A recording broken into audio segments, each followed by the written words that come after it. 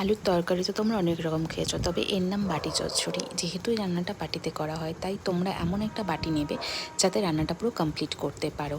পেঁয়াজ কুচি, টমেটো কুচি, মোটা মোটা করে আলু কাটবে, আলু ভাজার মতন, আর কাঁচা লঙ্কা কুচি, সর্ষের তেল, হলুদ, নুন, লঙ্কার গুঁড়ো, জিরের গুঁড়ো, আর স্বাদ মতন একটু চিনি। ব্যাস, এই হচ্ছে তোমার ইনগ্রিডিয়েন্টস। এবার ভালো করে মাখার পালা। তার জন্য তোমাদের সবার আগে হাতটাকে সুন্দর করে ক্লিন করে আসতে হবে, তারপরে ভালো করে মাখতে হবে। এই রান্নাটা যত ভালো মাখবে তত ভালো এর টেস্ট আসবে। মাখার পরে দেখবে হাতে প্রচুর মশলা লেগে আছে, তো তোমরা যখন জল দেবে জলটার পরিমাণটা একটু বুঝে দেবে যাতে বেশি জল না হয়ে যায়। তখন তোমরা এই হাত ধোয়া জলটাও এর সাথে অ্যাড করে দিও। ব্যাস, তোমার আপাতত কাজ শেষ। এবার হচ্ছে এই বাটিটাকে ধরে নিয়ে গিয়ে গ্যাসটা অন করে বসিয়ে দিতে হবে। জাস্ট মাঝে একবার চেক করবে আলুটা সেদ্ধ হয়েছে কিনা। টানটানা, আমার বাটির আলু চচ্চড়ি রেডি।